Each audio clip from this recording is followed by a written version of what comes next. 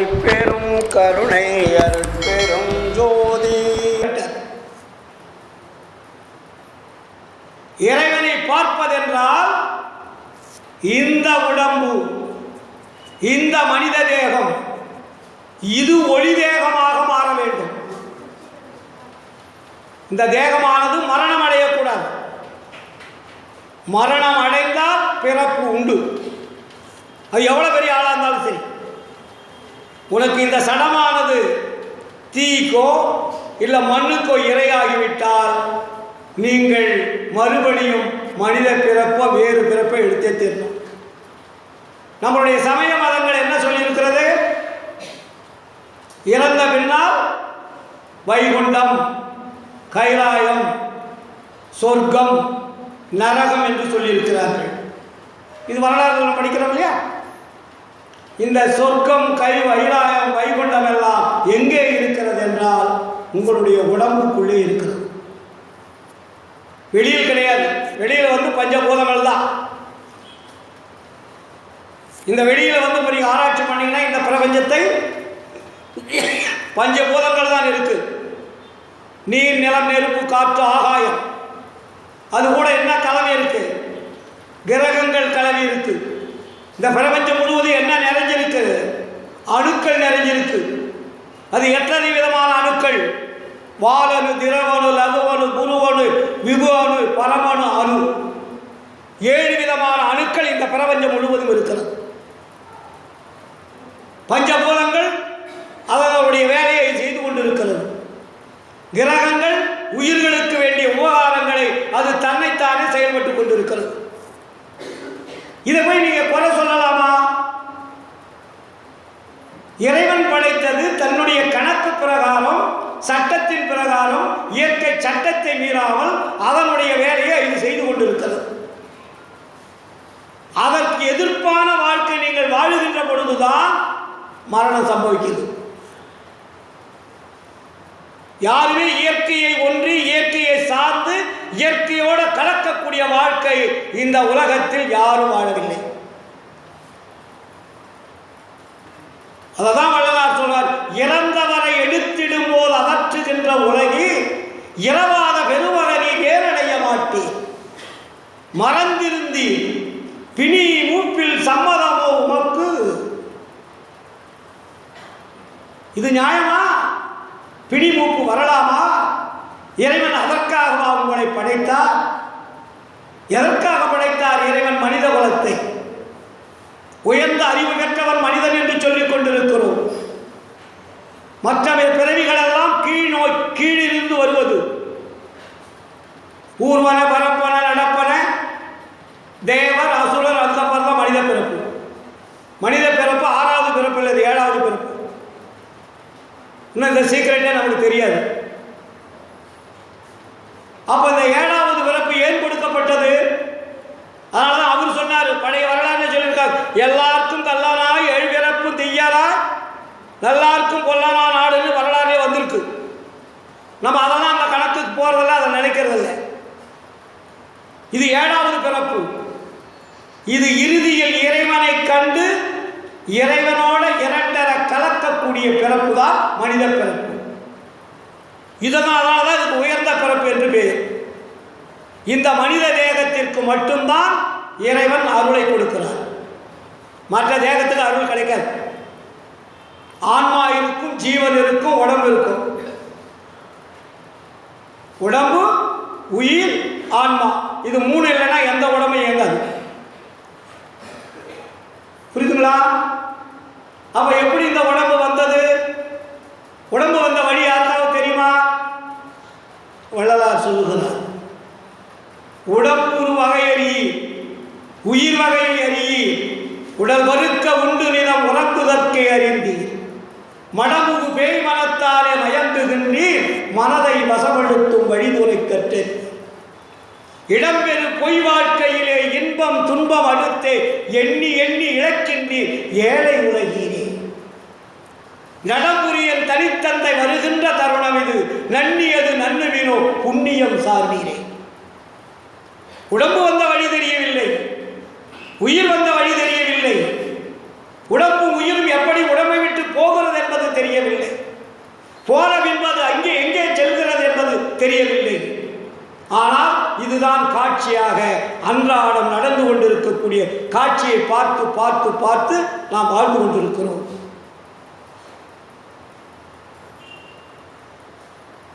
புரியுதுங்களா? இதுக்கு எப்படி கிடைச்ச உடம்பு தெரியுமா? காடு வெட்டி நிலந்திருத்தி காட்டெருவும் போட்டு கரும்பை விட்டு கடுகிரைத்து கழிக்கின்ற உலகி கூடு விட்டு போயினவின் எது புரிவி எங்கே குடியிருப்பீர் பாடுபட்டி பயனறியீர் பாட்கரைத்து கழித்தீர் பட்டதெல்லாம் போதும் பரவர் வருதருணம் ஈடுகட்டி வருவீரேல் இன்ப மிக பெறுவீர் என்மை உரைத்தேன் அல்ல நான் உண்மை உரைத்தேன். என்ன அந்த பாட்டில் புரியுது நமக்கு? ஒரு பெரிய ஃபாரஸ்ட், கல்லும் மண்ணும் செடியும் முள்ளும் இருக்கக்கூடிய ஃபாரஸ்ட். அதை ஒரு அறிவாளிகிட்ட கொடுத்து இதை வச்சு புடைச்சிக்கன்னு சொல்கிறான். அவன் திறமையில் என்ன பண்ணுறான்?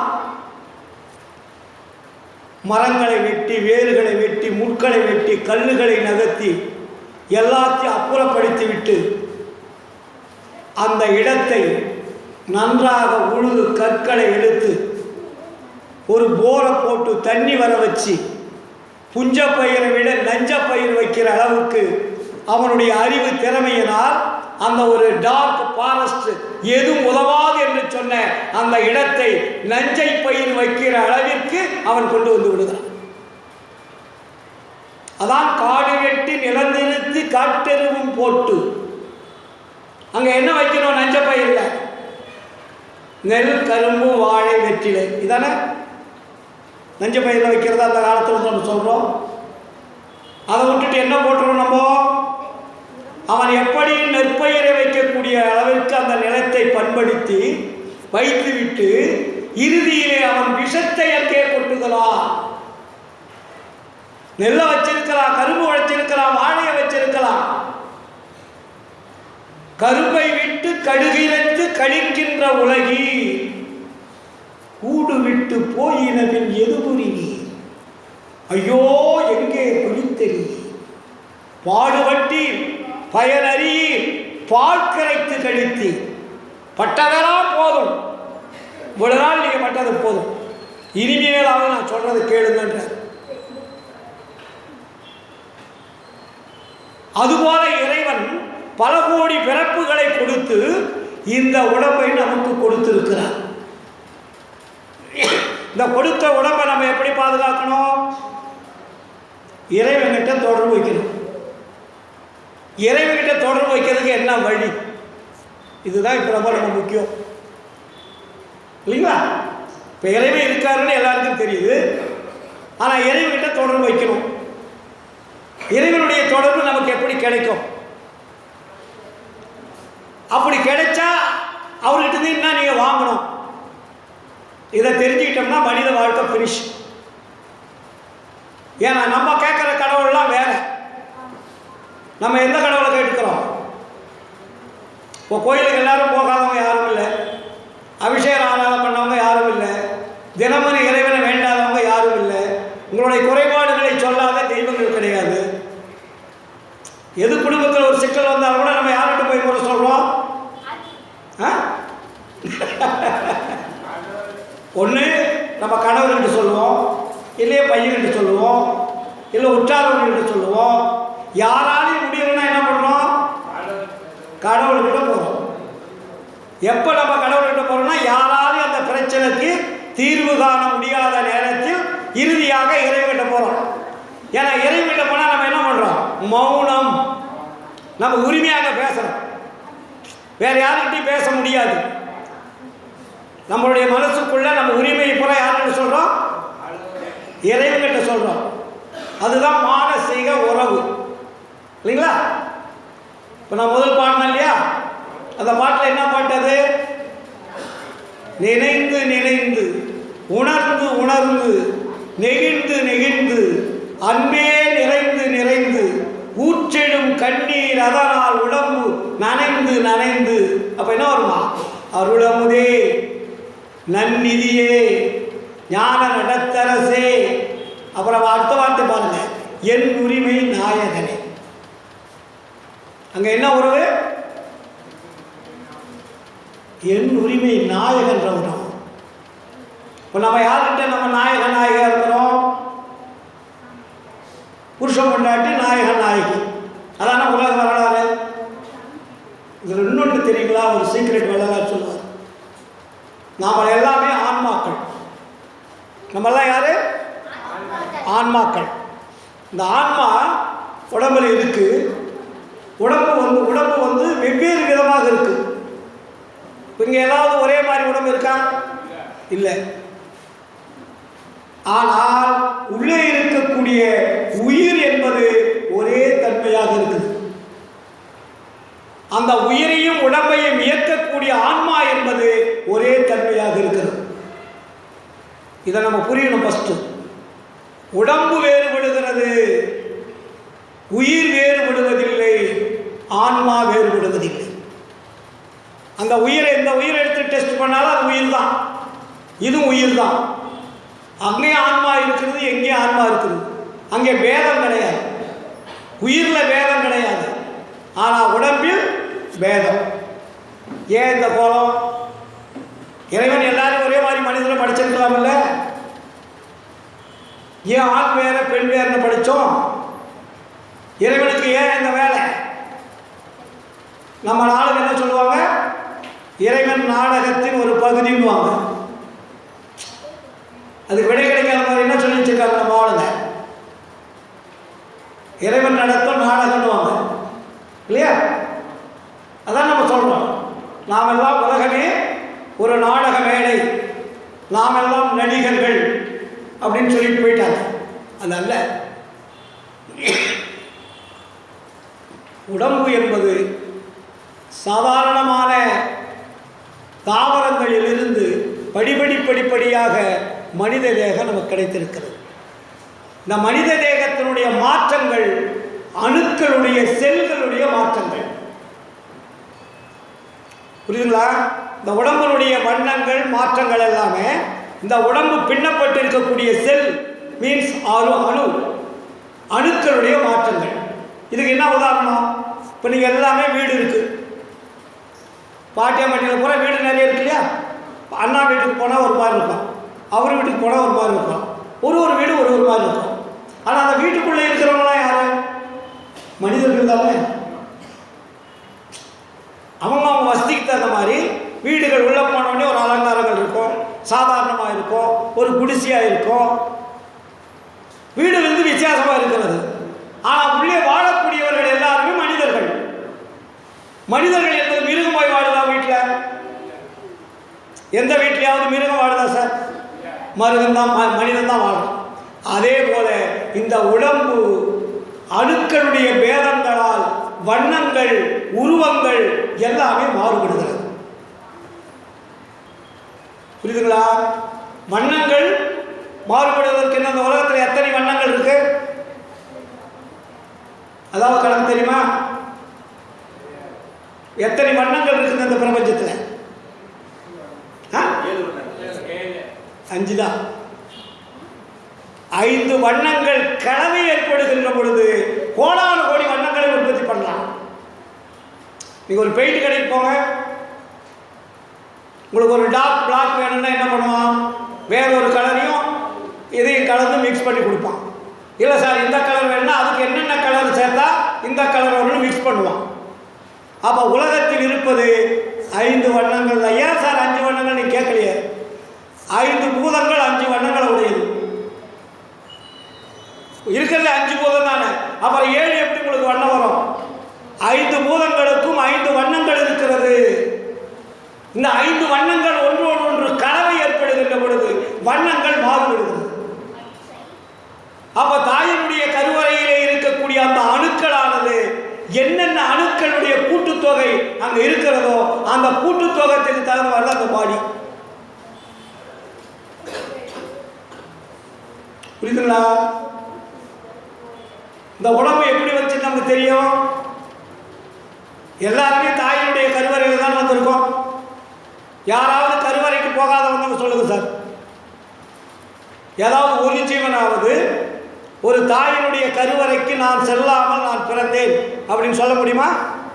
முடியாது. அப்ப தாயினுடைய கருவறையினுடைய இடம் எப்படிப்பட்டதுன்னு தெரியுமா? நம்மளுடைய மனைவி, நம்மளுடைய மகள், நம்மளுடைய தங்கை, நம்மளுடைய குழந்தைகள் பெண்கள் தானே எல்லாரும். அப்ப அந்த தாயினுடைய கருவறையில் என்ன நடந்து கொண்டிருந்தது? எவ்வளவு பெரிய டார்க் பிளாக் ரூம். உலகத்திலே ஒரு மாபெரும் இருட்டறை எது என்று கேட்டால் தாயினுடைய கருவறை. நாம் எல்லாமே இருட்டறையில தான் உற்பத்தி ஆகியிருக்குங்க பாடியெல்லாம்.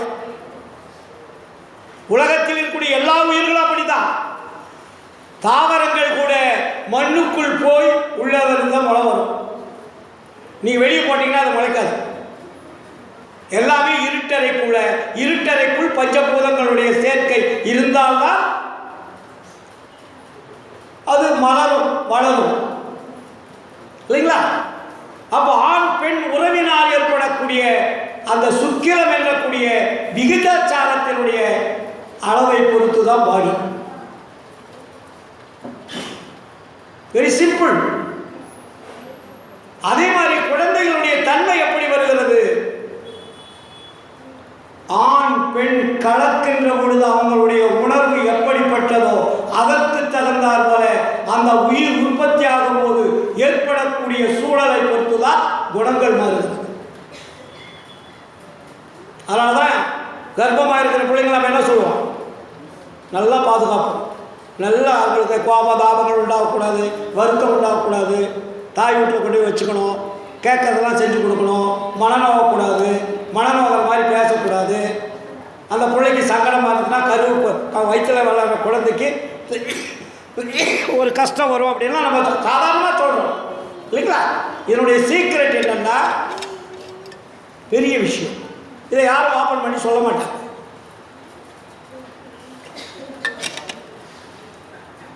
இப்போ நம்ம எல்லாமே கல்யாணம் பண்ணணும், நேரங்காலம் தெரியாத நம்ம பாட்டில் வாழ்க்கை நடத்துவோம்.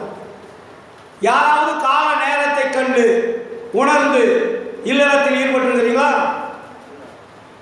கிடையாது.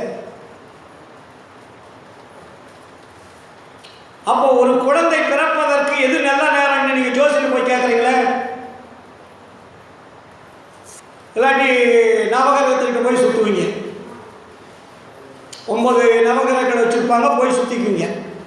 எத்தனை சுற்றுன்னு பக்கத்தில் ஒரு ஆள் சொன்னாதான் 9 சுற்று இல்லை 18 சுற்று 20 சுற்றுன்னு சொல்லுவீங்க. அதுக்கு தகுந்த மாதிரி சுற்றுவீங்க. சார் இந்த நவகிரகங்கள்னால் என்ன சார்? நீ கொஞ்சம் தெரிஞ்சுக்கணும். நவகிரகங்கள்னா என்ன? உங்கள் உடம்பில் இருக்கக்கூடிய 9 துவாரங்கள் பேர் தான் நவகிரகம். உங்கள் உடம்புல எத்தனை துவாரங்கள் எண்ணி பாருங்க.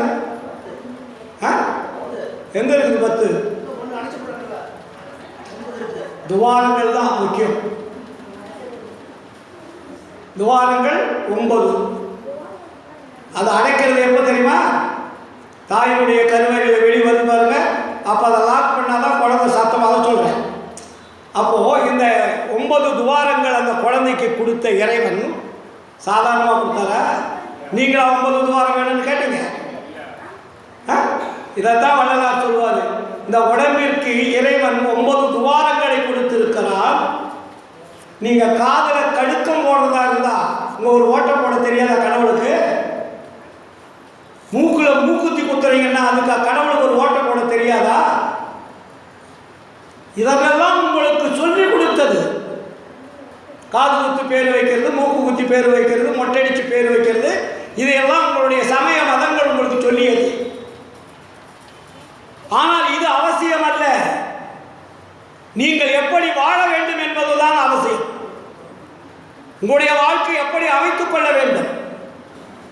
தாயினுடைய கருவறையிலே இருந்து குழந்தை வந்த உடனே பேசுதா, சத்தம் போடுதா? அது தெரியுமா உங்களுக்கு?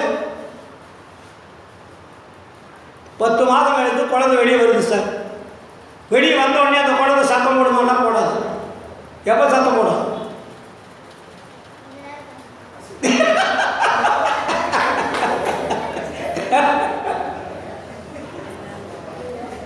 குழந்தையினுடைய தொப்புள் கொடியும், தொப்புள் இருக்கிறதோ கருவறையில் இருக்கக்கூடிய தொப்புள் கொடி ரெண்டு பின்னப்பட்டிருக்கு இல்லையா, அதை எப்போ கட் பண்ணுறீங்களோ அப்போ தான் சத்தம் போடும். அங்கே உள்ளிருந்து வரக்கூடிய அதனுடைய எனர்ஜி எப்போ கட் ஆகுதோ அது வெளி உலகத்திற்கு வருகின்ற பொழுது வெளியே வந்த உடனே நீங்கள் அங்கே கட் பண்ணோன்னு இங்கே சுவாசிக்கும். அது வெளியே அது சுவாசிக்கும், உள்ளதான் சுவாசம். அதுக்கு அமுத வாயுன்னு பேர். குழந்தை சுவாசிக்கிறது வயிற்றுக்குள்ளே எப்படி சுவாசம் இருக்கு, தாயினுடைய கருவறையில் இருக்கு, காற்று அங்கே உள்ள போகுது. நீங்க சுவாசிக்கிற காற்று அந்த குழந்தைக்கு போச்சுன்னா செத்து போயிடும். ஆனா அந்த காற்று எப்படி போகும் தெரியுமா? மெல்லிய காற்று, அது வேறு அமுத காற்று. கோடில் ஒரு பங்கு மெல்லிய காற்று மெல்லன உள்ள இறைவன் அனுப்பிட்டு இருக்காரு. அது தெரியுமா உங்களுக்கு? அந்த காற்று தான் அந்த குழந்தைக்கு அங்கே வந்து வளருவதற்குண்டான ஆக்சிஜன் கொடுக்குற மாதிரி. அது நீங்கள் சாப்பிட்ற உணவு குழந்தைக்கு போதும் நினச்சிட்டு இருக்கிறீங்க இல்லையா? நீங்கள் அப்படிதான் எல்லாரும் நினச்சிட்டு இருக்காங்க. குழந்தை நல்லா இருக்குன்னா நிறைய சாப்பிடு, அதை கொடு, இதை கொடு, கண்டதெல்லாம் வாங்கி கொடுன்றாங்க. நீங்கள் எதை சாப்பிட்டாலும் அது நேரடியாக குழந்தைக்கு போனால் குழந்தை அவுட்டு. அது வந்து ஒரு பெரிய கருவறை. அந்த கருவறையில் துவாரம் எங்கே இருக்குது தெரியுமா? 2 துவாரம் தான் கருவறைக்கு போகிறது. ஒரு தாயினுடைய கருவறையில் வளரக்கூடிய குழந்தைக்கு உள்ளே செல்வதற்கு 2 துவாரம் இருக்கிறது. ஒன்று காற்று, இன்னொன்று உணவு. காற்று வந்து பெண்ணினுடைய உறுப்பின் வழியாக உள்ள போகும். காற்று உணவு என்பது பெண்ணினுடைய தொப்புள் கொடியிலிருந்து ஃபில்டர் பண்ணி உள்ள அனுப்பும். அதான் குழந்தை போகிறது. பெண்ணினுடைய தொப்புள் கொடி இருக்கு இல்லையா? அப்போ சொன்னார்ல அண்ணா அடிச்சிட்டார் வாட்டியில். அந்த பெண்ணினுடைய தொப்புள் கொடிக்குள்ள நுண்ணிய ஒரு ஹோல்ஸ் இருக்கும்.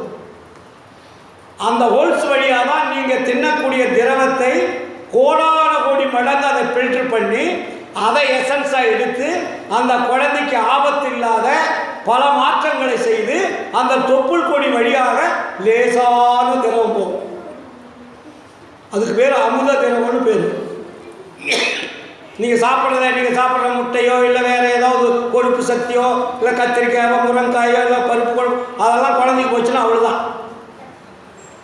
புரியுதுங்களா? அப்போ இதையெல்லாம் இறைவன் எப்படி படைத்திருக்கிறார் என்பதை நாம் உணர வேண்டும். உடம்பு வந்துடுச்சுன்னு நினச்சிட்டீங்க, இதெல்லாம் யார் செய்கிற வேலை? உங்கள் பிரம்மாவா, விஷ்ணுவா, சங்கரனா, மகேஸ்வரனா, இயேசுவா, புத்தரா, நபிகள் நாயகமா? யாரும் கிடையாது. நல்லா தெரிஞ்சுங்க. இந்த உலகத்தை இயக்குபவர்கள் யார் என்பது இதுவரையில் தெரியாமல் இருந்தோம். இந்த உலகத்தை இயக்குவரை கண்டுபிடித்தவர் தான் வள்ளலார். நம்மை மாதிரி அவர் தேடிக்கொண்டே இருந்தார். முருகனை தேடினார், விநாயகரை தேடினார், சிவாய நம என்றால் நமச்சிவாயம் என்றார். இரவு பகலாக அழுது புலம்பி நீ யார் என்பதை காட்ட வேண்டும் என்று பிடிவாதமாக இருந்தார். மாயையாய் கலங்கி வருந்திய போதும் வள்ளல் உன் தன்னையே நினைத்து உன் சாயையாய் பிறரை பார்த்தனே அல்லாஹ் தலைவாவேர் எண்ணியதுண்டோ? தூய பொற்பாதம் அறிய நான் அறியேன், துயரினி சிறிது மின்காற்றேன். நாயகா பொறுத்தது போதும், நன்றொருள் புரிவதுன் கடல். போதும். இறைவன் யார்? என்னுடைய தகப்பன் யார்? எங்கே இருக்கிறாய் நீ? உன்னுடைய உரிமையான மகன் நான். என்னை அனுப்பிவிட்டு உன்னுடைய காட்சியை காட்டாமல் இருக்கிறாய், என்ன நியாயம் என்று கேட்டார். நம்ம சொல்றோம் இல்லையா, வண்ணங்கள், வடிவங்கள், உருவங்கள்.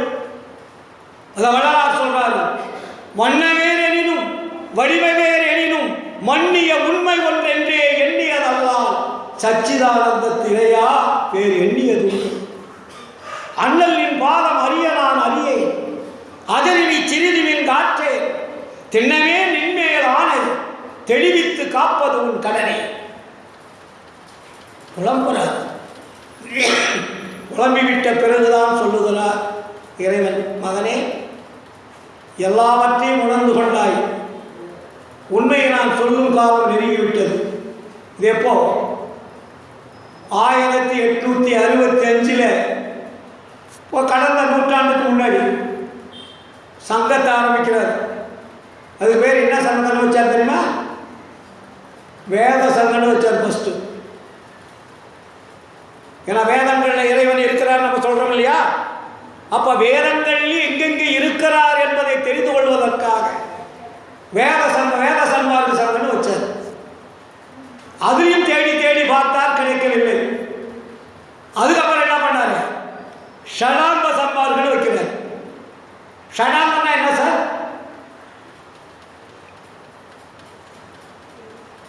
ஷடாங்கன்னா என்ன? 6 அந்தங்கள். 6 அந்தங்கள்னா என்ன? சித்தாந்தம், வேதாந்தம், கலாந்தம், யோகாந்தம், போதாந்தம், நாதாந்தம். 6 அந்தங்கள். பந்தங்களை பற்றி நம்ம எல்லாம் புராண இதிகாசங்கள்லாம் சொல்கிறோம் இல்லையா? வர இவரே சொல்லுவார். யாரு? நம்ம கம்பராமாயணத்தை படிக்கிறோம்.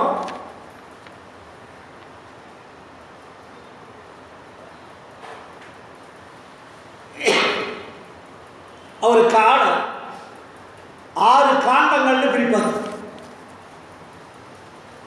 யாரு? கம்பன். 6 காண்டங்கள்னா என்ன?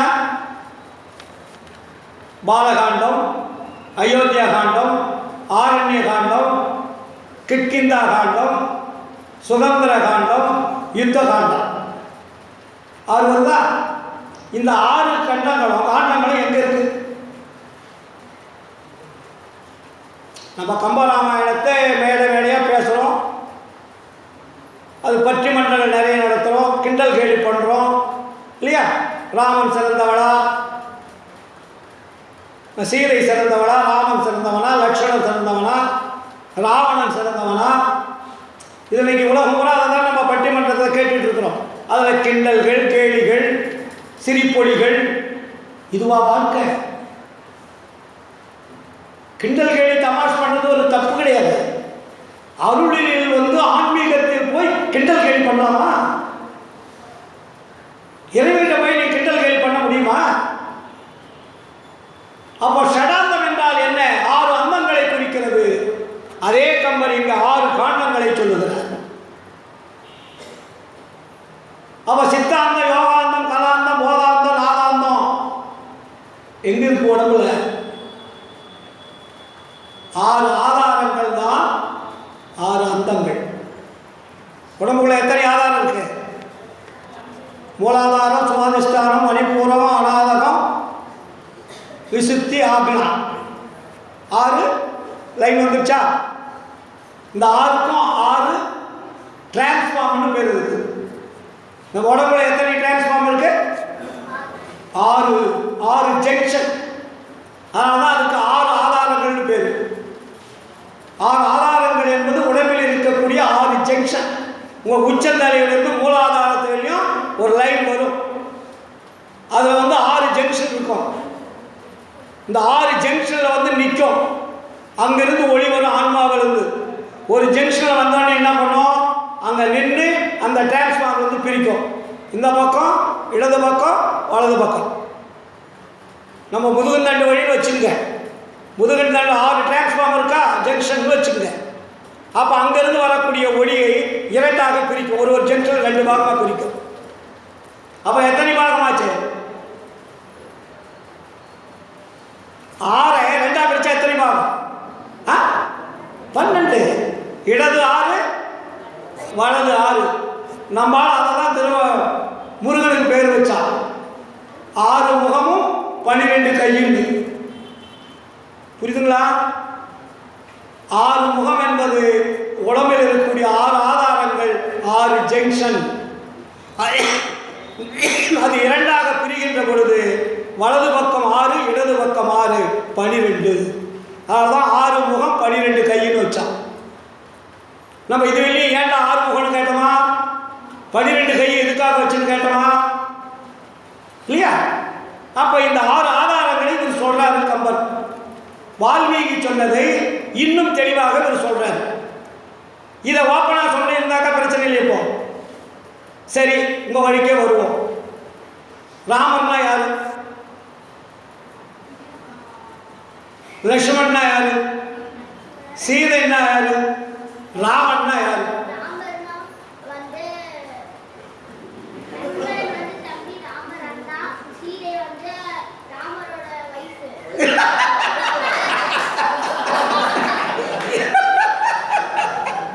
அருமை அருமை அருமை அருமை. அதாவது நம்ம உடம்புக்குள்ள, ஏன்னா உங்களுக்கு சீக்கிரம் முடிக்க நேரம் ஆகி போகும், அது போயிட்டே இருக்கும். இப்போ நம்ம எங்கேருந்து வந்தோம்னு முதல்ல நம்ம தெரிஞ்சுக்கணும். நம்ம வாழக்கூடியது ஒரு அண்டம்னு பேர் இருக்குது. பஞ்சபூதங்கள் அடங்கிய ஒரு உலகத்திற்கு இதுக்கு ஒரு அண்டம். இதில் கிரகங்கள் இருக்கிறது, அணுக்கள் இருக்கிறது, ஆளினால் இருக்கிறது. உயிர்கள் வாழ்வதற்காகத்தான் இது படைச்சதே. விளையாட்டுக்கு இறைவன் படைக்கலை.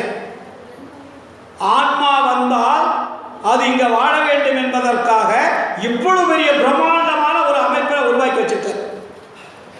எப்படி உங்களுக்கு ஒரு குழந்தை பிறந்தா, மகன் வந்தா, மருமகன் வந்தா, அவங்களுக்கு ஆளுக்கு ஒரு பெட்ரூம் வேணுமே, அவங்க தங்கறதுக்கு இடம் வேணும், பிரம்மாண்டமாக கட்டி வைக்கிறீங்கல்ல வசதி இருந்தா. அதே மாதிரி இந்த தன்னுடைய குழந்தைகளாக ஆன்மா இந்த உலகத்திற்கு வந்தால் அது உயிரெடுத்து உடம்பெடுத்து வாழ்ந்து அது மகிழ்ச்சியோட அருளை பெற்று திரும்பி வர வேண்டும் என்பதற்காக இவ்வளவு பெரிய பிரம்மாண்டமான ஒரு அமைப்பை உருவாக்கியிருக்கார். இதுபோல பல கோடி அண்டங்கள் இருக்கிறது. நம்ம ஒரு அண்டத்தில் தான் இருக்கோம். இந்த அண்டத்தில் தான் நீங்கள் பேசிகிட்டு இருக்கிறீங்க. பிரம்மா, விஷ்ணு, மகேஸ்வரன், சதாசிவன், முருகன், வள்ளி, தெய்வான, கிருஷ்ணர், ராமர்லாம் நம்ம பேசிகிட்டு இருக்கோம்.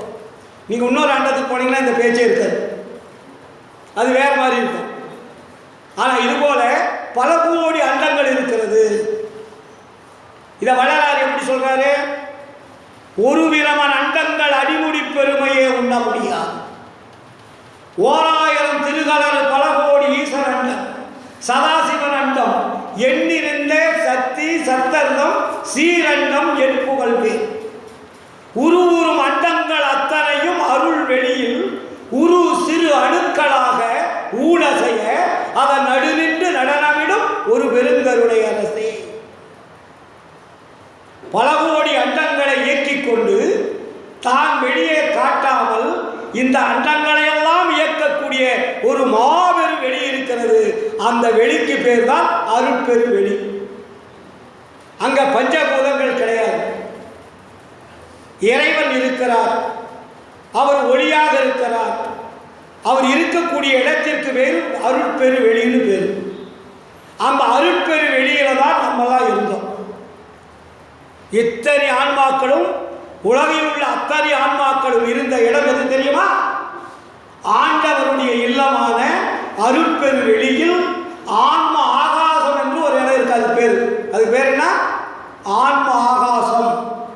அந்த ஆகாசத்தில் தான் நம்ம எல்லாம் ஆன்மாக்களாக இருக்கும்.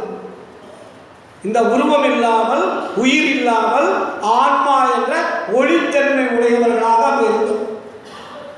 அவர் ஆண்டவர் என்ன பண்றாரு?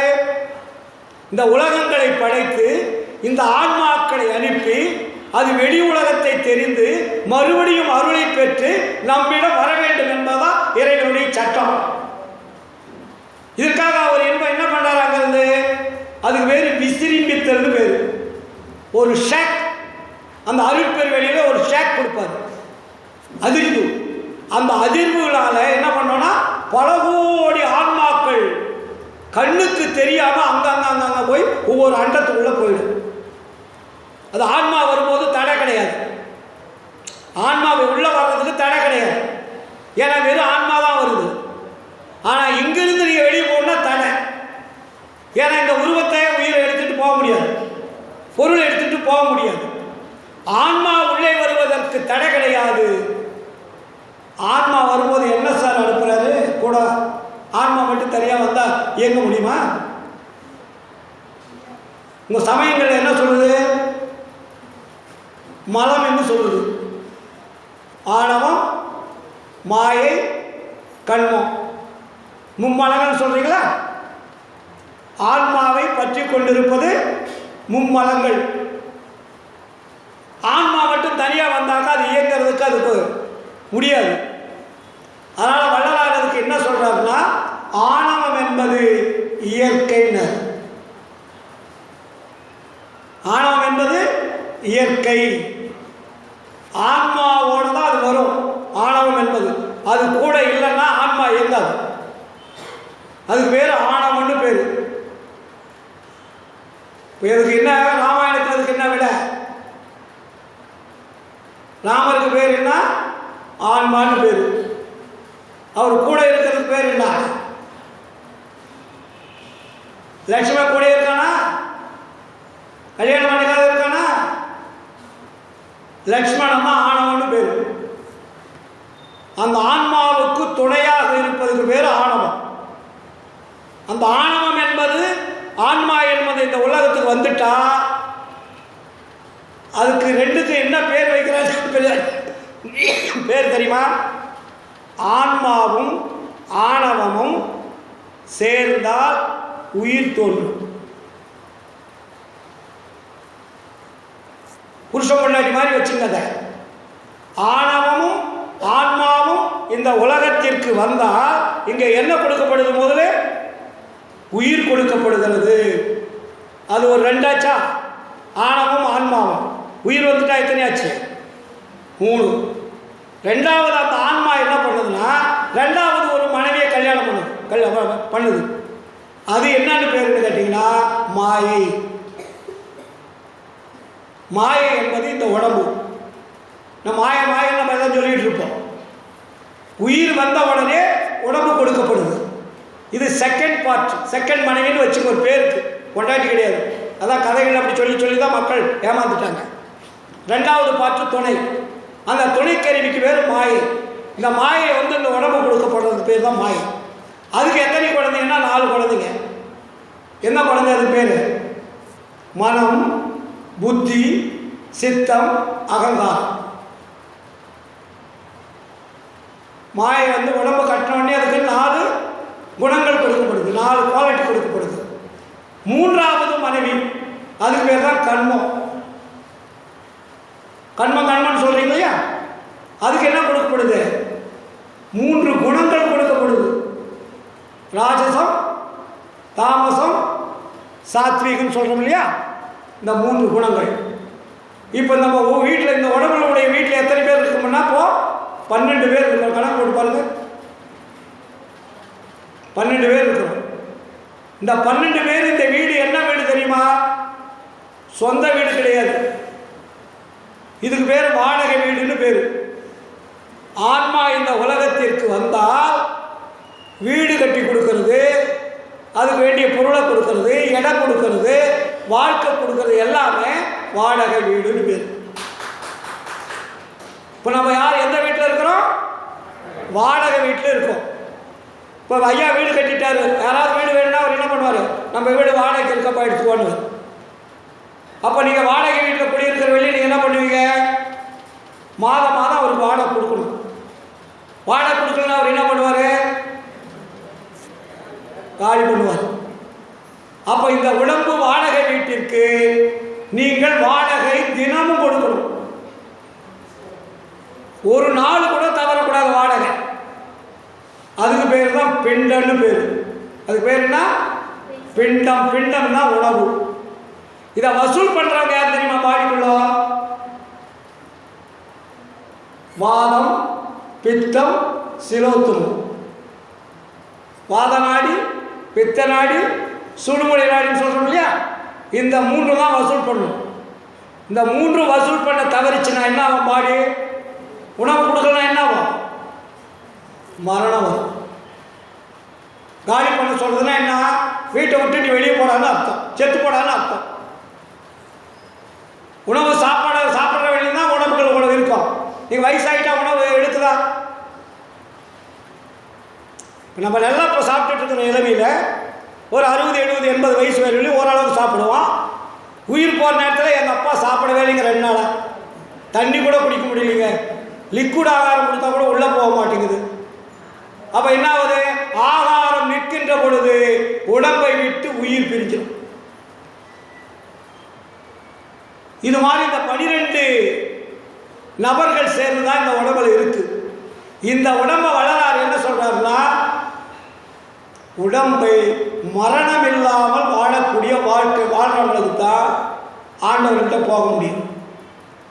மற்றவங்களுக்கு போகிறதுக்கு சான்ஸே கிடையாது. அப்படி சொன்னாங்கன்னா அது போல தப்பு. இதை தான் வள்ளலார் சொல்றார் நமக்கு. இதுவரையில் இருந்தது போல் இனியும் வீண்காலம் கழிக்காதீர்கள். தயவு செய்து சொல்வதை கேளுங்கள். இதுவரையில் நீங்கள் கண்டது, கேட்டது, படித்தது, உண்டது எல்லாமே வேஸ்ட்.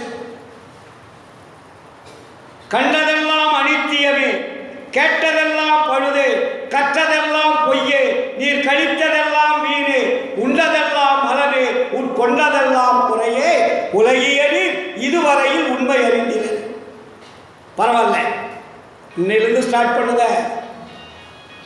விண்டதினால் என் இனி நீ சமரச சன்மார்க்க மெய்நெறியை கடைபிடித்து மெய்ப்பொருள் நன்குணர்ந்து எந்தகு சிற்றம்பலத்தை என் தந்தை அருள் அடங்கில் இரவாத வரம் பெறலாம் இன்பமுறம்.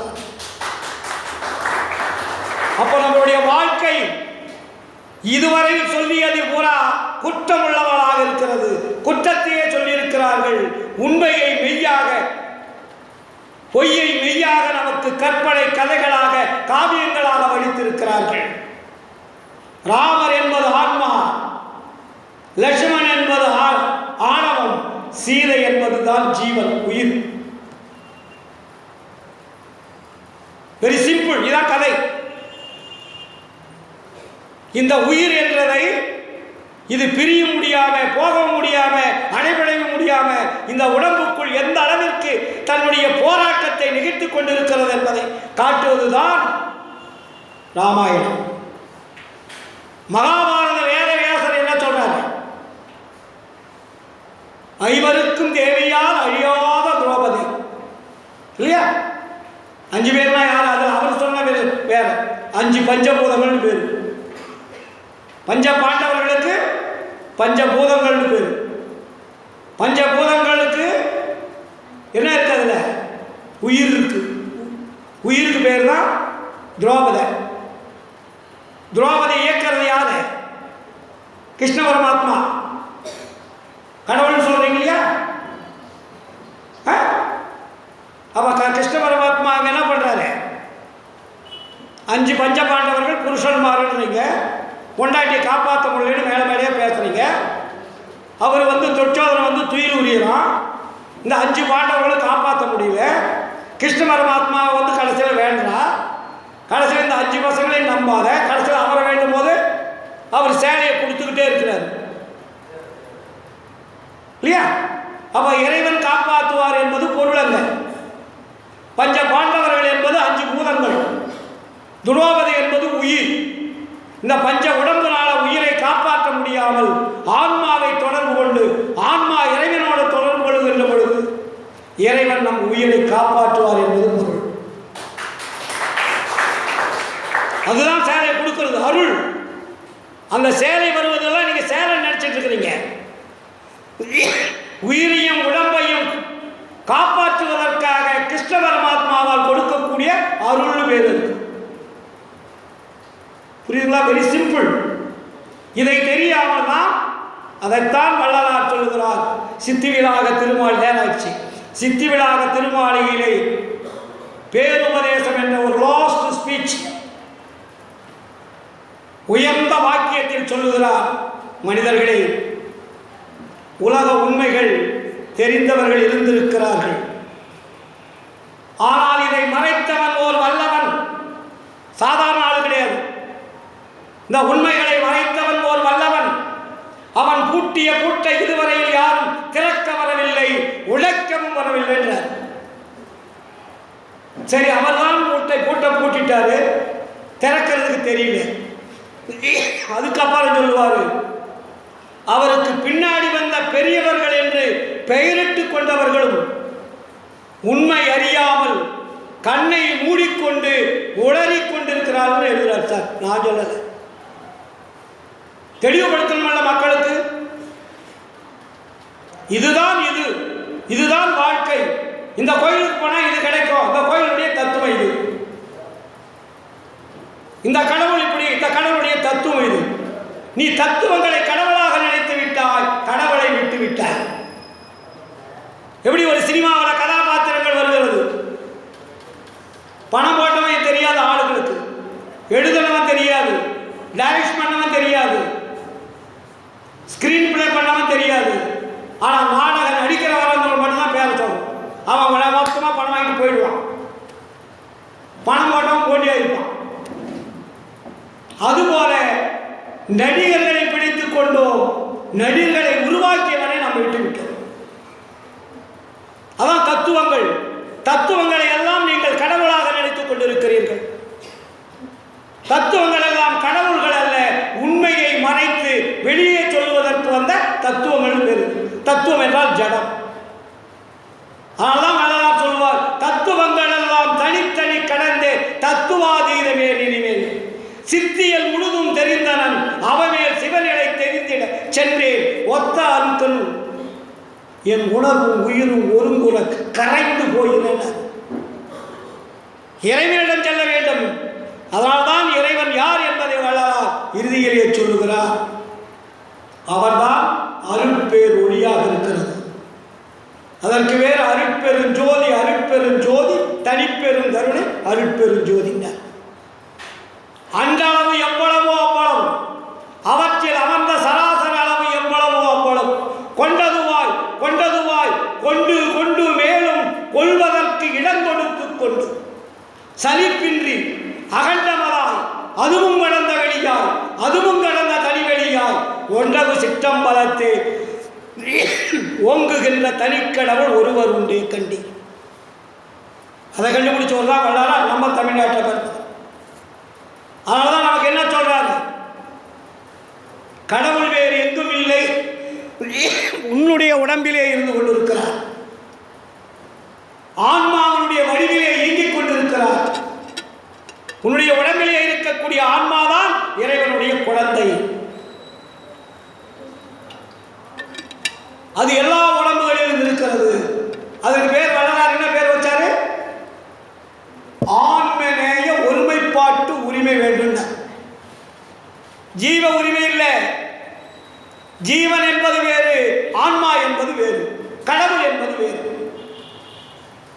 ஜீவன் என்பது உயிர், ஆன்மா என்பது உடம்பையும் உயிரையும் இயக்கக்கூடிய ஒளி, அருள் ஒளின்னு பேர் இருக்கு, ஆன்ம ஒளி. அந்த ஆன்ம ஒளியை இயக்கக்கூடியவர் தான் கடவுள். நீங்க தானா இயங்க முடியாது.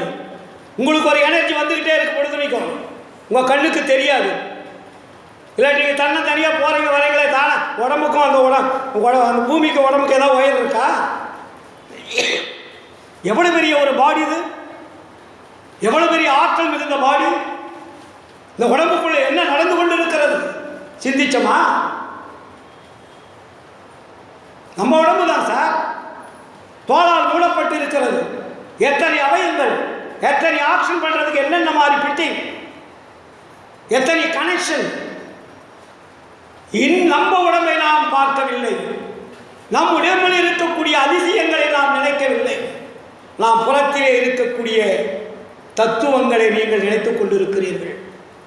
அதனால்தான் வள்ளலார் சொன்னார், எத்துணையும் வேதமுறாது எவ்வுயிரும் தம்முயிர் போல் எண்ணி உள்ளே ஒத்து உரிமை உடையவராய் உவக்கென்றார் யாவர் அவருளந்தான் சித்துருவாய் எம்பெருமான் நடம்புரியும் இடமென நான் தெரிந்தேன். அந்த வித்தகரம் அடிக்கேவல் புரிந்திட என் சிந்தை மிக விளைந்ததால் என்ன.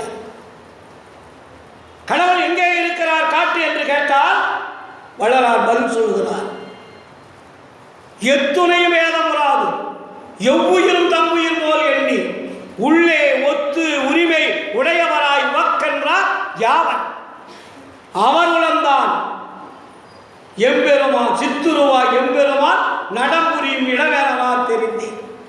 அந்த வித்தகரம் அடிக்கேவல் புரிந்திட என் சிந்தை மிக விளைந்ததாலே. எல்லா உயிரும் ஒன்றென்று நினைக்கக்கூடியவன், எல்லா ஆன்மாக்களும் ஒன்றென்று நினைக்கக்கூடியவன், ஆன்மநேய ஒருமைப்பாட்டு உரிமை என்பதை புரிந்து கொண்டவன் எவனோ அவன் கடவுளுடைய மறு அவதாரம். அவனுக்கு இந்த உடம்பு இருக்காது, இந்த பூத உடம்பு இருக்காது. அவனுடைய உடம்பு ஒளி உடம்பாக மாறும். நம்முடைய வாழ்க்கையிலே 3 தேகங்கள் இருக்கிறது. இப்போ நம்ம என்ன தேகத்தில் இருக்கோம்? பூத தேகத்தில் இருக்கோம். இந்த பூத தேகத்தில் இருக்குது என்ன பேர் தெரியுமா? அதுக்கு அசுத்த பூதகாரிய தேகம்னு பேர். நம்ம உடம்பெல்லாம் நல்ல பூதகாரியம் இல்லை. இதுக்கு பேர் என்ன? அசுத்த பூதகாரிய தேகம்னு அதுக்கு பேர். இதுக்கு மேலே 3 தேகம் நீங்கள் அடைஞ்சாதான் இறைவன்கிட்ட போக முடியும். அதுக்கு அடுத்தது சுத்த தேகம், 2வது பிரணவ தேகம், 3வது ஞான தேகம். அதுக்கு பேர் தான் முத்தேக சித்தின்னு பேர். 3 தேகங்கள். இதுக்கு இந்த தேகத்துக்கு மேலே நீங்கள் 3 தேகம் மாற்றம் அடையணும். இந்த பாடி இது அசுத்த பூதகாரிய தேகம். இந்த தேகத்தை சுத்த பூதகாரிய தேகமாக மாற்ற வேண்டும். அதற்கு பின்னாடி பிரணவ தேகமாக மாற்ற வேண்டும். 3வதாக ஞான தேகமாக மாற்ற வேண்டும். ஞான தேகம் யாருக்கு கிடைக்கிறதோ அவர்கள் மட்டும்தான் கடவுளை காண முடியும். மற்றவர்களால் கடவுளை பார்த்தோன்னு சொல்றதெல்லாம் பொய். அது கனவு, நினைவலைகள், ஏதாவது ஒரு கற்பனையாக வரும். அது கற்பனைகள் எல்லாம் கடவுள்கள் அல்ல. எது உண்மை? உங்களுடைய ஆன்மாவை நீங்கள் பார்ப்பதுதான் உண்மை. உங்கள் ஆன்மா உங்களுக்கு தெரியுதா? உங்கள் உடம்புக்குள்ள தான் இருக்கு. சார், என்னுடைய உடம்பில் இருக்கக்கூடிய உயிரை பார்த்தேன், ஆன்மாவை பார்த்தேன், யாராவது சொல்லுங்க. உங்ககிட்ட தான் சார் இருக்கு, வேற யாருக்கிட்ட இல்லை.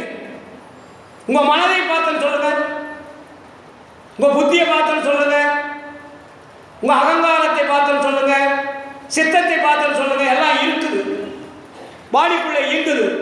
ஆனால் பார்க்க முடியலையே.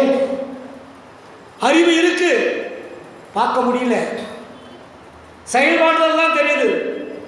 புறத்தில் செயல்படுகின்ற பொழுதுதான் புத்தி இருக்கா, அறிவு இருக்கா, சித்தம் இருக்கா, எல்லாமே அப்போதான் தெரியுது. அந்த செயல் வடிவத்தில் தான் ஓரளவுக்கு புரிஞ்சுக்கிறோம், முழுமையாக புரிஞ்சிக்க முடியாது.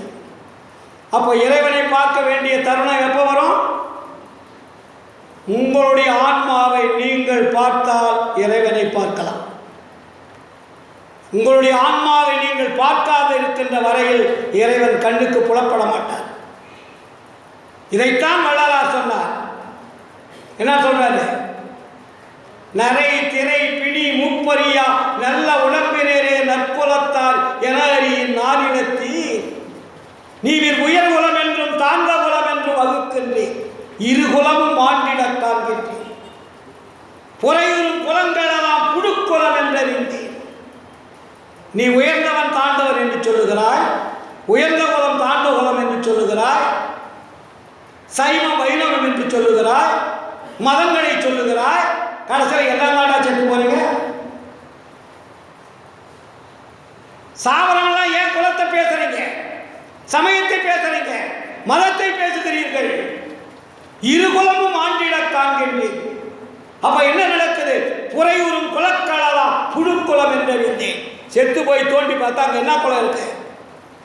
உள்ள என்ன இருக்கு? புழுக்குளம். புழுவுதான் இருக்கு எல்லாத்தையும். உயர்ந்த குலம் என்றவனுடைய உடம்பை பார்த்தாலும் புழுவுதான், தாழ்ந்த குலம் என்பவனுடைய உடம்பு புழுவுதான். ஆனால் இந்த புழுக்குளம் அடைவதற்கு இறைவன் படைக்கவில்லை. இந்த உடம்பு 3 தேகமாக மாற்ற வேண்டும். 3 தேகங்கள் மாற்றுவதற்கு எது தேவை? ஜீவகாருண்யம் தேவைன்னு போட்டார். புரியுதுங்களா? வேற நீங்க வழிபாடு செய்வதனாலேயோ, யோகம் செய்வதனாலேயோ, ஜபம் செய்வதனாலேயோ, காடு மலைகள் போன்று திரிவதனாலேயோ, இல்லை ராமேஸ்வரம் இன்னும் எங்கெங்க போறீங்களாலே கிடைக்காது. ஆனால் எப்படி கிடைக்கும் என்றால், ஜீவ காருண்யமே மோட்ச வீட்டின் திறவுகோல். நீ ஒரு மோட்ச வீட்டுக்கு போக வேண்டுமானால் உனக்கு ஒரு மோட்ச வீட்டை திறப்பதற்கு ஒரு சாவி வேண்டும். அங்கே லாக் பண்ணிருக்கு. இந்த எல்லைக்கோட்டை விட்டு வெளியே போக முடியாது. நீங்கள் பெரிய ரவுண்ட் ஃபிகர் இந்த உடம்பு, இந்த உலகம். இன்னும் இந்த உலகத்தை பற்றி விஞ்ஞானிகளுக்கே தெரியாது. கோடான கோடி உயிரினங்கள் வந்தால் இந்த உலகம் தாங்குமா அப்படின்வாங்க. இந்த உலகத்தினுடைய தன்மை என்ன தெரியுமா? விரிந்து சுருங்கும் தன்மை உடையது.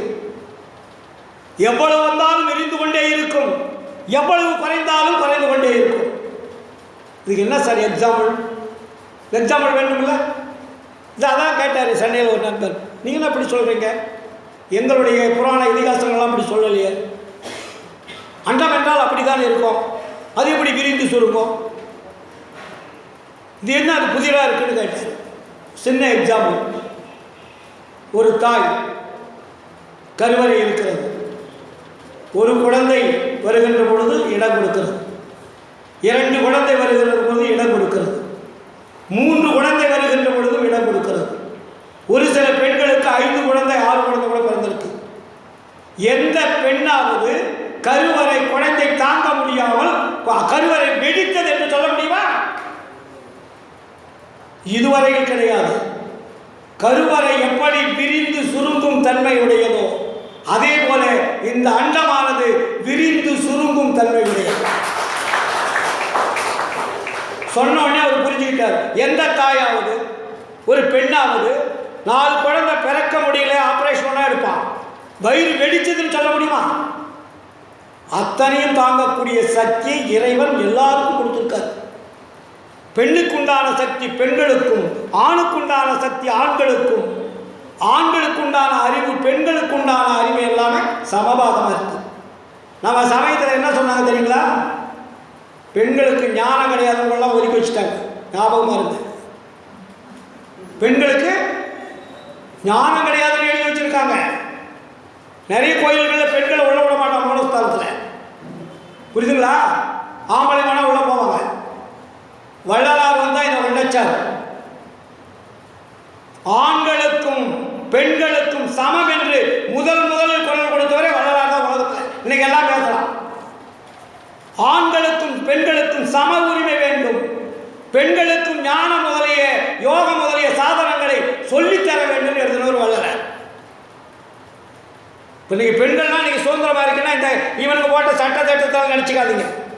இயற்கையினுடைய மாற்றம், இயற்கையினுடைய செயல்பாடுகள், இயற்கையினுடைய செயல்பாட்டினுடைய செயல் திட்டங்கள், ஆண்டவருடைய திட்டங்கள், இது ஒரு ஆட்டோமேட்டிக் சிஸ்டம்.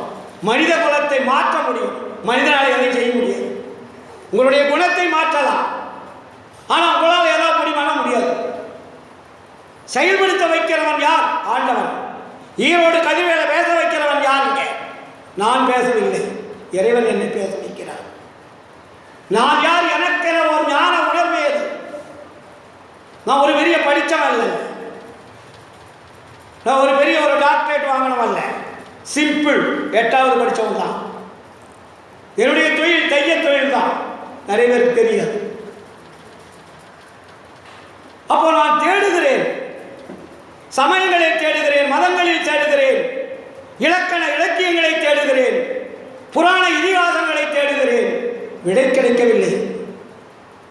இறுதியாக விடை கிடைத்தது அருட்பா. வள்ளலார் எழுதிய அருட்பாதான் எனக்கு முழுமையான விடை கிடைத்தது. அதனால்தான் வள்ளலார் சொல்லுவார், உண்மை உரைக்கின்றேன் உவந்தடைமீன் உலகி, உரையதனில் சந்தேகித்து உளறி அழியாது, என்மையினால் என நினையி எல்லாம் செய் வல்லான் என்னுள் அமர்ந்து இசைக்கின்றான். இதை கேள்வின் நீவி தன்மையோடு சுத்த சிவ சன்மார்க்க நெறியில் சார்ந்து விரைந்து ஏறுவினோ சத்தியவாய் வலிக்க கண்மை தரும் ஒரு வெறுஞ்சி கடவுள் என புகழும் கருணநிதி வருகின்ற தருணம் இதுதானே. நான் உண்மை சொன்னேன் அப்படின்னா என்ன அர்த்தம்? மற்றவங்களாம் பொய் சொன்னான்னு அர்த்தம். வள்ளலார் அதை நெகட்டிவ்லாம் சொல்ல மாட்டார். உண்மை உரைக்கின்றேன் சொன்னவர் அடுத்தது என்ன சொல்றாரு? நான் உண்மையை சொல்லுகிறேன். ஏன் சொல்லுகிறேன் என்றால், நான் உரைக்கும் வார்த்தையெல்லாம் நாயகன் தன் வார்த்தை. நம்புமினோ நவரங்கால் நச்சருணம் இதுவே வானுரைத்த மணிமன்றில் நடம்புரி எம்பெருமான் வரம் எதிர்கொண்டு அவனருளால் வரங்களெல்லாம் பெறவே தேனுரைக்க உளவிரிக்க எழுகின்றேன் நீவிரெல்லாம் தெரிந்து அடைந்து என்னுடன் எழுமின் சித்தி பெறலாகும். ஏன் உரைத்தேன்? இரக்கத்தால் எடுத்துரைத்தேன். யாரடையும் சுகத்தினை நீவிரெல்லாம் அடைந்தேன். நான் சொல்லுவது எல்லாருக்கும் பொதுவானது, என்போல் உலகம் பெறுதல் வேண்டுமனே. அதனால்தான் வள்ளலாருடைய வார்த்தை எல்லா உயிர்களும் இன்புற்று வாழ்கள்னு சொன்னவர்கள் எல்லாம். அதுக்கப்புறம் தான் மற்றவங்களாம் சொல்ல ஆரம்பித்தாங்க. கொல்லா நெறிய குவலயமெல்லாம் ஓங்குக. உயிரை படைத்த இறைவனால் படைத்த உயிர்களை அழிப்பதற்கு யாருக்கும் அனுமதி கிடையாது என்றார்கள். ஒரு உயிரை அழிக்கலாமா? ஒரு ஆடை உங்களால் படைக்க முடியுமா? ஒரு கோழி உங்களால் உருவாக்க முடியுமா? ஒரு பன்றியை உங்களால் உருவாக்க முடியுமா? அதை அழிப்பதற்கு யார் அதிகாரம் கொடுத்தது? மதங்கள், சமயங்கள் அதிகாரம் கொடுத்தது. அதனால்தான் வள்ளலார் சொன்னார், சிறு தெய்வ வழிபாடு கூடாதுன்னு. உயிர்களை வாங்கக்கூடிய தெய்வ வழிபாடு கொடூரமானது. நலிதரு சிறிய தெய்வம் என்று ஐயோ நாட்டிலே பலபெயர் நாட்டி பலிதர ஆடு பன்றி குக்குடங்கள் ஒளிகளா எவரே ஒளிகளோ கண்ட போதெல்லாம் உளம் பகீர் என நடுக்குற்றென்னார். இறைவனால் படைத்த உயிர்களை இறைவன் பெயரை சொல்லிக் கொள்ளுகிறார்களே இந்த மக்கள், இவர்கள் என்ன என்று சொல்லுவது என்று நினைத்து தன்னுடைய உடம்பு கொதிக்கிறது என்றார்கள். ஒரு குழந்தைக்கு ஜுரம் வந்துட்டா நம்ம எவ்வளவு கஷ்டப்படுறோம்?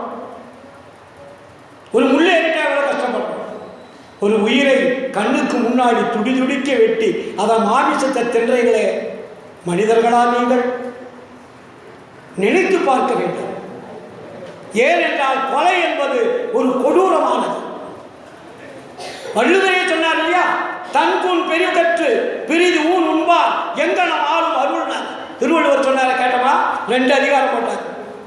கொல்லாமை புலால் உண்ணாமை. கொல்லான் புலாலை மறுத்தானே எல்லா உயிர்களும் கைகூப்பித்துடும். எவன் ஒருவன் கொலை செய்யவில்லையோ, அந்த கொலையினால் நடந்த புலத்தை யார் தின்னவில்லையோ அவர்களை இந்த உலக உயிர்களெல்லாம் கைகூப்பித்துடும். அவன் தான் கடவுள். சார், ஒரு வீட்டுக்கு தீட்டுக்கு போனால் நம்ம என்ன, ஒரு செத்து போயிட்டா என்ன சொல்கிறோம்? இப்போ இளவுக்கு போகிறீங்க, பெண்கள் ஆண்கள் இளவுக்கு போனாங்க, என்னன்னு சொல்கிறோம்? நம்ம வீட்டுக்கு வந்தோடனே என்ன பண்ணுறீங்க? தீட்டுக்கு போயிட்டு வந்தோடனே உள்ளே போக மாட்டீங்க. ஆனால் வெளியே வந்தோடனே என்ன பண்ணுறோம்? குளிச்சுட்டு தான் உள்ளே போகணும். ஒரு இன்னொருத்தர் உடம்பு விட்டு உயிர் தானாக பிரிஞ்சு போச்சு, ஆனால் அங்கே போய் நீங்கள் பார்த்துட்டு வரீங்க, அதை தீட்டுன்னு சொல்கிறீங்க. அந்த தீட்டு வீட்டுக்கு வந்தோடனே நம்ம உடம்புக்கு உள்ள வீட்டுக்கு போனால் அது தீட்டாகிடும். அதனால் நம்ம குளிச்சுட்டு தான் போகணும்னு நமக்கு அறிவு சொல்லுதில்லை. ஆனால் ஒரு உயிரை கொண்டு உடம்புக்குள்ளே போடுறீங்களே, தினம் அது தீட்டு இல்லையா? நீ எத்தனை நாளைக்கு குளிச்சுட்டு உள்ள போறீங்க? ஒரு பிணம் செத்ததுக்கு தீட்டுன்னு சொல்லிட்டு வீட்டுக்கு வந்துட்டீங்க. ஆனால் தினமும் அந்த உயிர், அந்த அதாவது பிணம் கொண்டு போச்சு, ஆனால் அந்த உயிரை கொண்டு அந்த பிணத்தை தின்றோம், உள்ள போடுறோம். உள்ள போடும்போது இது தீட்டு அல்லவா? அந்த பிணம் உள்ளுக்கு போகும்போது அது அசிங்கம் அல்லவா? எத்தனை நாளைக்கு நீங்கள் தீட்டை நீங்கள் குளிச்சுட்டு உள்ள போயிருப்பீங்க? தப்பாக நினைக்க வேண்டாம், அறியாமல் செய்த தவறு. நானும் அப்படிதான் சாப்பிட்டேன். 30 வருட காலம் ஆடு மாடு பண்ணி எல்லாத்தையும் தின்னவங்க தான், தெரியாது. அப்பொழுது அறியாமை. பெரியவர்கள் சொன்னார்கள், செய்தோம். அதற்காக கோயிலை கட்டி வைத்தார்கள், கெடா வெட்டணும். சாமி கேட்குமா? ஒரு உயிரை கேட்கிற சாமி உண்மையான சாமியா இருக்குமா? ஒரு சிவன் கோயிலில் கடை வெட்டுறாங்களா சார்? பெருமா கோயிலில் வெட்டாங்களா? முருகன் கோயிலில் வெட்டாங்களா? ஏன் இந்த கோயிலில் வெட்டல, ஊரை தாண்டி இருக்கிற கோயிலில் வெட்டுறீங்க? அது நாக்க தொங்க போட்டுக்கிட்டு வேலை கையில் வச்சுக்கிட்டு ஒரு கொடூரமான சாமிக்கு தானே கடை வெட்டுறீங்க. இதைத்தான் வள்ளலார் சொன்னார், உயிர் கொலையும் புழைப்பு சிப்பும் உடையவர் எல்லாம் உறவினத்தார் அல்ல, அவர் குறைவினத்தார். பயிர்ப்புறுமோல் பசித வெற்றல் மாத்திரமே புரிய மற்ற பண்புறையே நன்புதவி. உயிர் கொலை செய்கிறவன், புலால் சாப்பிட்றவனுக்கு கடவுளை பற்றி சொல்லாத ஏறாது. ஆனால் அவர்களுக்கு பசின்னு வந்தால் சோறு போடும். பசின்னு வந்தாங்கன்னா பசியோட விட்டுறாங்க, சாப்பாடு போடும். அப்போ 2ஆக பிரித்தாரு. நம்ம ஆண் பெண்ணுன்னு பிரித்தோம், உயர்ந்தவர் தாழ்ந்தன்னு பிரித்தோம், இட்டார் இடிகுலத்தவர்னு பிரித்தோம், இடாதவர்னு இட்டார்னு பிரித்தோம். வள்ளலார் என்ன பிரிக்கிறாரு? ஆணையும் பிரிக்கல, பெண்ணையும் பிரிக்கல. உயிர் கொலை செய்பவர்கள், உயிர் கொலை செய்யாதவர்கள். உயிர் கொலை செய்யறவன்னா கடவுளை நினைப்பதற்கு அருகதை இல்லாதவன் உலக. உயிர் கொலை செய்யாதவர்கள் இறைவனை நினைப்பதற்கு தகுதி உடையவர்கள் எடுத்தார். அவ்வளவு பெரிய ஒரு ஆன்மாவை, உயிரை, உடம்பை அழிக்கக்கூடிய ஒரு உணவு மாமிசம். அந்த உயிருடைய துடிப்பு உங்களுடைய உயிரை பாதிக்கும். புரியுதுங்களா? அதனால்தான் வள்ளலாரிங்க ஜாதி, சமய, மதம், இனம், மொழி என்ற பேதமில்லாத கடவுளை வச்சார். சத்திய ஞான சபையில் என்ன வச்சார்? வடலூர்ல கடவுளுக்கு என்ன உருவம் வச்சார்? ஒளி, ஜோதி. ஜோதிக்கு ஜாதி கிடையாது, சமயம் கிடையாது, மதம் கிடையாது. எந்த ஜாதி வீட்டில் போனாலும் ஜோதி வச்சா வெளிச்சம் கொடுக்கும். கீழ் ஜாதி வீட்லையும் அங்கே வெளிச்சம் கொடுக்கும், மேல் ஜாதி வீட்லையும் வெளிச்சம் கொடுக்கும். அதுக்கு பேர் என்ன? பிரகாசம்னு பேர், ஒளி. ஒரு வீட்டுக்கு ஒளி இல்லை என்றால் அந்த வீடு இருள் அடைஞ்சு போயிடும். ஒரு சின்ன எக்ஸாம்பிள், நீங்கள் தினமும் வழிபாடு பண்ணிட்டு இருக்கிறீங்களே, நிறைய உருவங்களை வச்சுருப்பீங்க வீட்டில். நான் அப்படி தான் வச்சேன் முதல்ல, இப்போ எல்லாத்தையும் எடுத்துட்டேன். நான் ஒரு நாள் கேட்டேன், நான் என் மனைவி தினமும் நாங்கள் என்ன பண்ணோம், வேற ஒருத்தருக்கு படம் ஒரு பக்கத்து வீட்டுக்காரர் அவங்க வீட்டில் சாமி படம் இல்லை, அவன் வழிபாடு பண்ணுங்க, படம் கொடுனா கூட கொடுக்க மாட்டோம். ஐயோ நம்ம லட்சுமி அவங்க வீட்டுக்கு போயிடும் அப்படின்னு கொடுக்க மாட்டோம். அப்படிலாம் இருந்தது, படம் பூரா இருந்தது. அப்புறம் நாங்கள் என் மனைவி என்ன பண்ணுறோம், தினமும் அதை வழிபாடு பண்ணுவோம். அவள் கந்த சஷ்டி கஷ்டம் கவசம் சொல்லாத நாளே இருக்காது. இப்படிலாம் படிச்சுக்கிட்டு இருப்போம். அதுக்கப்புறம் நிறைய முருகனை பற்றி மற்றதை பற்றிலாம் பாடிட்டு இருப்போம். அப்புறம் ஒரு நாள் என்ன ஆயிடுச்சு, திடீர்னு படிச்சுட்டு இருக்கும்போது கரண்ட் ஆஃப் ஆகிடுச்சு. கரண்ட் ஆஃப் ஆகிட்ட உடனே நான் கடவுளை கேட்டேன், முருகனே, நான் மாதம் ஒவ்வொரு கிருத்திக்கு அமாவாசைக்கெலாம் வரேன், பழனி போயிடும். வீட்லேயும் இடவிடாத நான் வழிபாடு பண்ணிகிட்டு இருக்கேன். என் பொண்டாட்டி தினமும் கந்தர் கவசம் படிச்சுக்கிட்டே இருக்கான். திடீர்னு கரண்ட் ஆஃப் ஆகிடுச்சு, ப்ளீஸ் கொஞ்சம் கரண்ட் கொடுங்களேன். கேட்டேன் நான், கொஞ்சம் கரண்ட் கொடுங்க. இல்லை கரண்ட் கொடுக்க வேண்டாம், உங்களால் முடியாது, வெளிச்சம் மட்டும் கொடுங்க. நீங்கள் கடவுள் தானே, தயவு செய்து கொஞ்சம் பிரகாசத்தை கொடுங்க. அது எங்களுக்காக இல்லை, உங்களை பார்க்கணும். நீங்கள் உள்ளே இருக்கிறீங்க, சிவத்தில் வச்சுருக்கோம், தயவு செய்து உங்களை பார்க்கணும், கொஞ்சம் வெளிச்சம் காட்டுங்க. உங்களை பார்க்குறேன்னு கேட்டது 1/2 மணி நேரமா, மறுபடியும் கரண்ட் தான் வெளிச்சம் வந்தது. எந்த சாமியுமே வெளிச்சம் கொடுக்கல. அப்போ வள்ளலார் என்ன பண்ணாரு, வீட்டில் பிரகாசம் உள்ள வெளிச்சம் உள்ள விளக்க வைங்க. கரண்ட் நின்று போனாலும் உங்க வீடு பிரகாசமா இருக்கும். வெளிச்சத்துக்கு வெளிச்சம் தேவையில்லை, வெளிச்சமே பிரகாசம். அதே போல உங்களுடைய ஆன்மா பிரகாசம், ஆன்மா ஒளியாக இருக்கிறது. உங்க உடம்புல ஆன்மா இல்லை என்றால் உடம்பு இல்லை, கடவுள் இல்லை என்றால் உலகம் இயங்காது. அப்போ கடவுள் யார் என்பதை வள்ளலார் காட்டினார் என்றால் ஒளிதான் கடவுள். அவர் நம்ம காட்டக்கூடிய சூரியன், சந்திரன், நட்சத்திரங்கள் என்ற ஒளி அல்ல, அது அருள் ஒளி. அது ஆன்மாவிலிருந்து சுரக்கும். உங்களுடைய பிரகாசம் முதிர்ச்சி அடைகின்ற பொழுது, ஆன்ம நிகழ்ச்சி அடைகின்ற பொழுது, ஆன்ம மகிழ்ச்சி அடைகின்ற பொழுது, ஆன்ம உருக்கம் அடைகின்ற பொழுது அதிலிருந்து சுரக்கும் அமுதம். அதான் அமுதம்னு பேர். அப்போ அமுதம் எப்போ சுரக்கும்? ஜீவகாருண்யமே நீங்க வடிவாக மாறணும், உயிர் இறக்கமே வடிவாக மாறணும். எந்த உயிருக்கும் துன்பம் வராத அளவுக்கு உங்க வாழ்க்கையை அமைச்சுக்கணும். அதுக்கு பேர் என்ன தெரியுமா? ஜீவகாருண்ய ஒழுக்கம்னு வச்சது. அதுக்கு பேர் என்ன? ஜீவகாருண்ய ஒழுக்கம்னு அதுக்கு பேர். இப்போ இந்த ஜீவகாருண்ய ஒழுக்கம் இந்த உடம்புல எப்படி சார் இருக்கு கேட்கணும் இல்லை? உடம்ப 4ஆ பிரிச்சாரு சார், 9 ஆயிடுச்சு.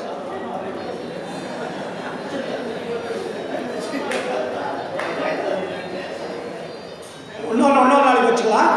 ஏன்னா பாவெல்லாம் வீட்டுக்கு போகிறவங்க, நானும் ஈரோடு போகிறேன். நான் 8ஆம் வகுப்பு பார்த்தா மறுபடியும் 9 தான். நிறைய இருக்குது சார், இது கடல். நிறைய உங்களுக்கு புரிய வைக்கிறதுக்கு அவ்வளோ பெரிய விஷயங்கள் இருக்குது. நம்மெல்லாம் சாதாரண மனிதர்கள் அல்ல, இறைவனால் படைக்கப்பட்டவர்கள், இறைவனுடைய அருளை பெறுவதற்குண்டான தகுதி உடையவர்கள். அதனால தான் உயர்ந்த பிறப்புன்னு பேர் இருக்குது.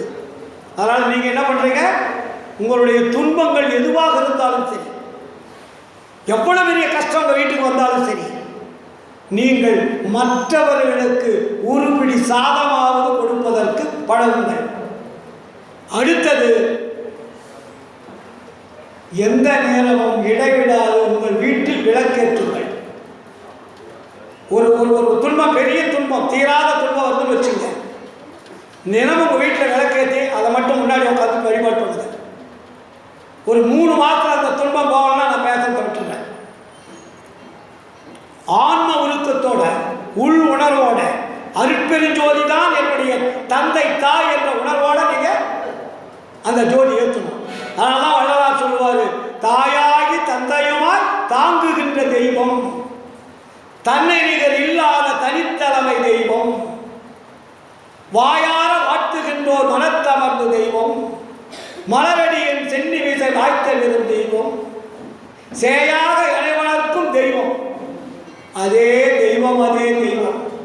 அதனால்தான் அருள்ஜோதி தெய்வமென ஆண்டு கொண்ட தெய்வம், அம்பலத்தை ஆடுகின்ற ஆனந்த தெய்வம், பொருட்சாறு மறைகளெல்லாம் போற்றுகின்ற தெய்வம், போதாந்த தெய்வம், உயர் நாதாந்த தெய்வம், இருப்பாடு நீக்கி ஒளி ஈந்தருளும் தெய்வம், எண்ணிய நான் எண்ணியவா எனக்கருளும் தெய்வம், திருப்பாடல் உகந்தனையும் சிவமாக்கும் தெய்வம், சிற்சபையில் விளங்குகின்ற தெய்வம் அதே தெய்வம்.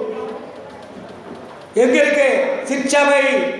உச்சிக்கு கீழே உள்நாட்டுக்கு மேலே வச்ச விளக்கு எரிகின்றது, இடைவிடாது அந்த இடம்தான் ஆன்மா இருக்கக்கூடிய இடம் என்று தெரிந்து கொண்டு 24 மணி நேரமும் அந்த இடத்தில் உணர்வை வைத்துக் கொண்டு உங்களுடைய செயல்பாடுகளை செய்து கொண்டே இருங்கள். உங்களை எந்த துன்பம், துயரம், பேய், பேசால் எதுவுமே அணுகாது என்று கூறிக்கொண்டு இந்த அளவுக்கு வாய்ப்பளித்த நம்முடைய வேலநத்தம் ஆட்டியாம்பட்டி அத்தனை அருளாளர்கள், அன்பானவர்கள், சகோதர சகோதரிகள், உங்களுக்கெல்லாம் மனமார்ந்த நன்றியும் வாழ்த்துக்களையும் தெரிவித்துக் கொள்வதோடு, நீங்களெல்லாம் நீண்ட ஆயுள், நிறைந்த செல்வம், அழியா புகழ் பெற்று, அருளையும் பெற்று, வாழ்ந்து எல்லாம் அருட்பெருஞ்சோதி அருளை வழங்க வேண்டும் என்று கூறிக்கொண்டு இந்த வாய்ப்புக்கு நன்றி கூறி எனது சிறிய உரையை நிறைவு செய்கிறேன். நன்றி, வணக்கம்.